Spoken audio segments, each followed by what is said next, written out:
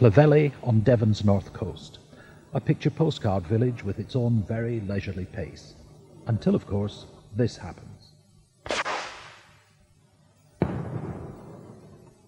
The maroon that calls for the men of the local lifeboat to drop everything and rush to the help of someone in peril on the sea.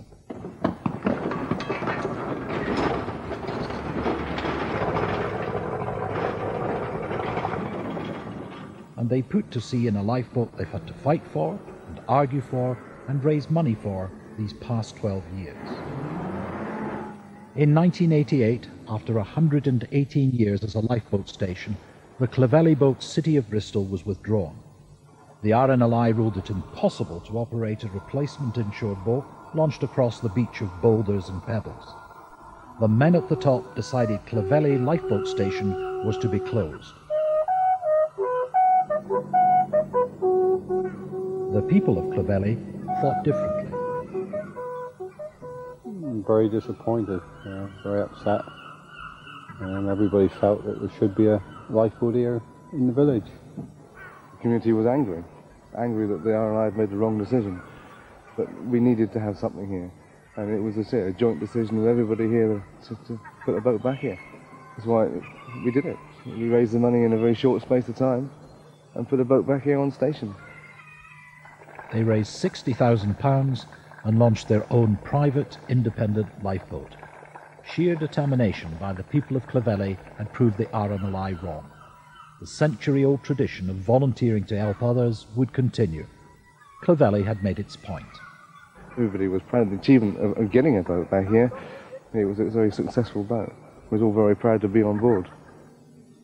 Then in 1998, the RNLI relented, reversed its decision, and today the station is back under the institution's wing. The boathouse is being extended to house a brand new twin-engined Atlantic 75, one of the most successful boats in the fleet. But that spirit of volunteering, that remarkable commitment to launch to the aid of others in distress, whatever the cost, was never more memorably demonstrated than in Christmas week 1981.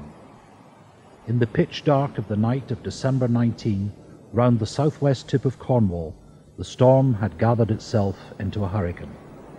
Force 12 from south by east, waves of 60 feet. In the maritime trap that's called Mounts Bay, the 1,400-ton coaster Union Star, her engine broken and useless, was being surely driven towards the rocks and cliffs only a few hundred yards away. For the men of the Penlee lifeboat, there was no hesitation, no second thoughts about volunteering. At 8 p.m, coxswain Trevelyan Richards and his crew of 7 men launched the Solomon Brown. Nigel Brockman was one of them. His teenage son Neil also volunteered. Going back to it was one of the most worst nights weather-wise I've ever seen, and I hope not to experience ever again. Absolutely horrific. I didn't go because Trevelyan and the coxswain at the time picked the best crew he had for that night, and I was inexperienced, so obviously I didn't go. Then at 9:21 p.m. that night came the last radio signal from the Solomon Brown. We got 4 men off, we got 4 off at the moment. Male and female. There's 2 left on board. Penlee lifeboat, Thomas Coast Guard, over.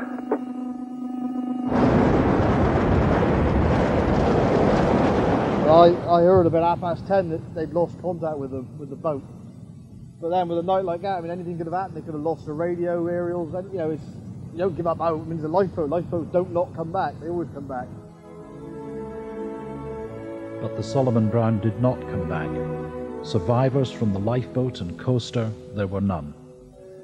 Yet even as the grieving was only beginning, a remarkable event occurred which typifies lifeboat communities around our shores. Literally but a few hours after the disaster happened, the men of Penlee contacted the RNLI and asked for a new lifeboat. There was no question the tradition had to continue.